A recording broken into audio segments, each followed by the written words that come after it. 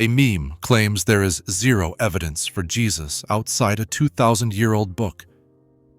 But what if Roman senators, hostile governors, and ancient satirists all mentioned a crucified man from Judea, and did so without caring about Christian beliefs at all?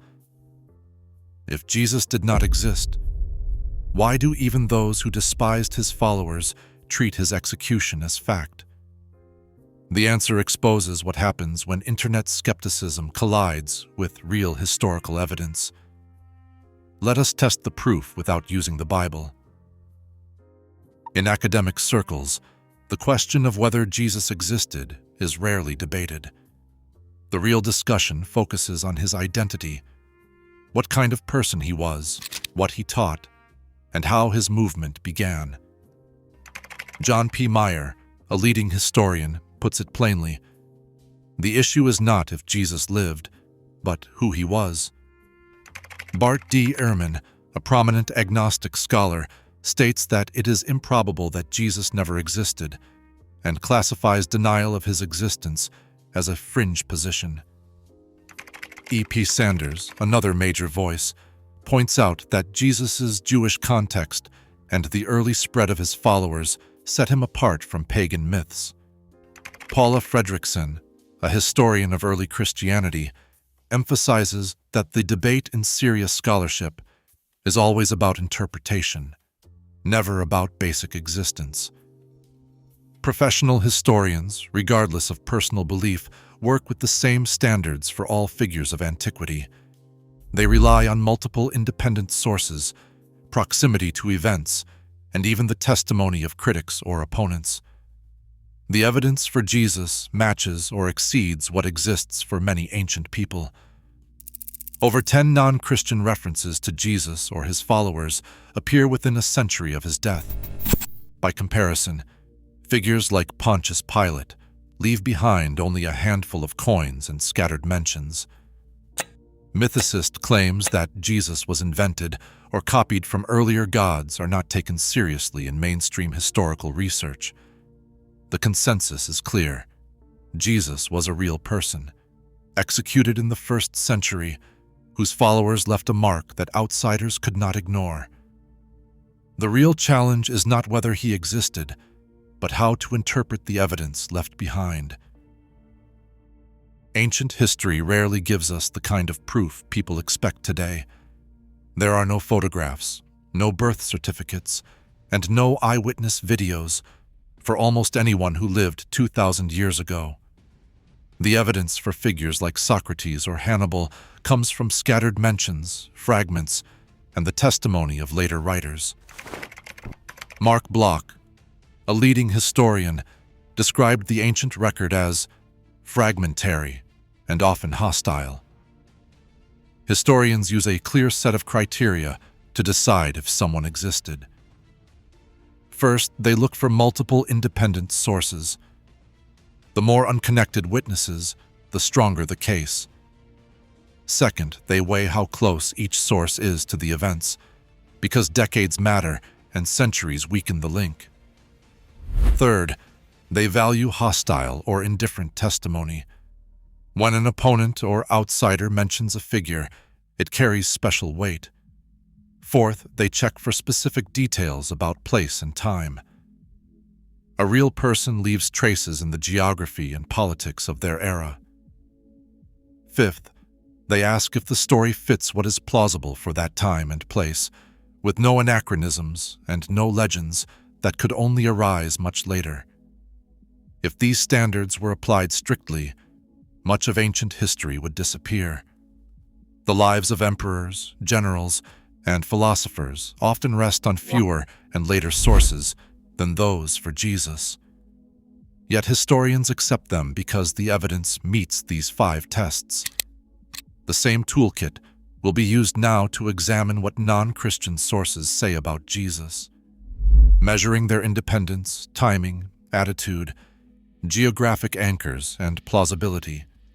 This is the framework for evaluating every claim that comes next.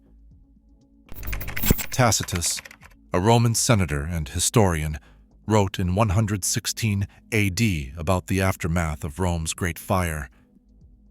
In his annals, he described Nero's brutal crackdown on Christians, followers of Christus, who were executed under Pontius Pilate during Tiberius's reign. Tacitus called Christianity a dangerous superstition, spreading from Judea to Rome, and he made clear his disdain. He drew from Roman records, not Christian sources, anchoring the movement to specific officials and dates. His account, hostile and precise, stands as the earliest non-Christian testimony to Jesus' execution and the rapid growth of his followers. Pliny the Younger, governor in Bithynia around 112 AD, wrote to Emperor Trajan about how to handle Christians. He interrogated believers, including 2 female deacons, and described their dawn gatherings, hymns to Christ as to a god, and moral oaths. Pliny was unsettled by their stubbornness and the movement's contagious spread. He executed those who refused to renounce Christ, and he documented the persistence of worship and Roman anxiety. Suetonius, writing in the early 2nd century, noted disturbances in Rome under Claudius sparked by agitation at the instigation of Christus. He later mentioned Nero's punishment of Christians and dismissed them as followers of a mischievous superstition. His references were brief, but they confirm official awareness. Lucian of Samosata, a mid-2nd century satirist, mocked Christians for worshipping a crucified sophist and for their willingness to die for him. His ridicule assumed Jesus' existence as a public fact. Tacitus, Pliny, Suetonius, and Lucian, none of them sympathetic and all independent, recorded a movement tied to a crucified founder that spread across the empire within decades. Josephus, the 1st century Jewish historian, wrote his Antiquities of the Jews around 93 AD. He was not a Christian, and he was not sympathetic to the movement. Yet in Book 20, he reports the execution of James, describing him simply as the brother of Jesus who was called Christ. This line appears in every surviving manuscript tradition without signs of Christian editing or later insertion. For scholars, it stands as a secure, non-Christian reference to Jesus, anchoring him in a real family network and in the politics of early Jerusalem. Josephus mentions James's death as part of a local power struggle, and he assumes his readers would recognize who Jesus called Christ was without further explanation. A second passage in Josephus, known as the Testimonium Flavianum, appears in Book 18. There he discusses Jesus as a wise teacher, executed by Pontius Pilate. The wording in most manuscripts includes overtly Christian claims, such as he was the Christ, and that he appeared alive after 3 days. Most historians agree that these lines were added by later Christian copyists. Still, the majority view is that beneath these additions lies a neutral core. Josephus acknowledged Jesus as a real figure, condemned by Pilate, whose followers endured. As a Jewish aristocrat writing for Roman elites, Josephus had no motive to invent or promote Christian claims. His passing references, brief and almost reluctant, provide independent evidence that Jesus was known, controversial, and remembered by name among non-Christians within a generation of his death. Centuries after Jesus' death, Jewish scholars compiled the Babylonian Talmud, a vast record of law, legend, and polemic. In Sanhedrin 43a, a passage describes a man called Yeshu, who was hanged on the eve of Passover for leading Israel astray and practicing sorcery.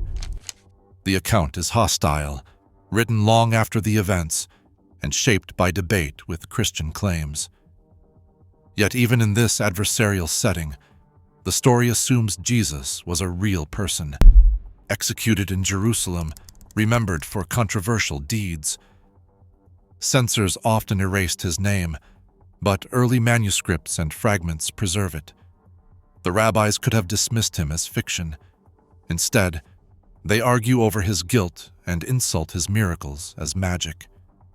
This pattern repeats across the evidence. When critics attack, they target a known figure, not a myth.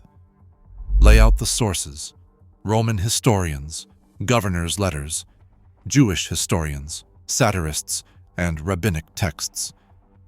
Each category is fragmentary, each shaped by bias, but together they form a map of ancient memory. Apply the same standards used for emperors or philosophers, and Jesus stands on firm ground. Demanding more proof for him than for anyone else is not skepticism, it is specials pleading. Claims that Jesus was simply copied from pagan gods collapse under scrutiny. In the oldest Egyptian texts, Horus is born to Isis after she magically conceives from the body of Osiris. That is not a virgin birth, and there is no mention of crucifixion or a 3-day resurrection.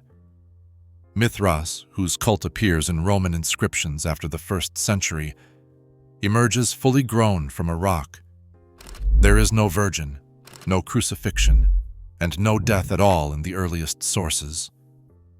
Dionysus, celebrated in Greek tragedy centuries before Jesus, is the child of Zeus and Semele after a sexual union.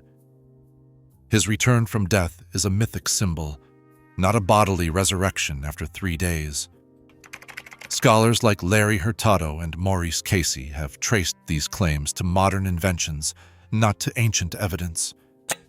If the copycat argument depends on details that vanish when you check the primary texts, what remains? Why do Roman officials document the execution of a provincial teacher if he never existed? Why does a Jewish historian identify James by his brother Jesus, called Christ? Why do hostile traditions accuse him of sorcery instead of denying he lived at all? The record stands. The burden of proof has shifted. Today, every major historian, regardless of belief, accepts that Jesus of Nazareth is a real figure, not a myth. The debate is not existence, but meaning. In an age of viral skepticism, facts still matter. Dismissing history does not erase it.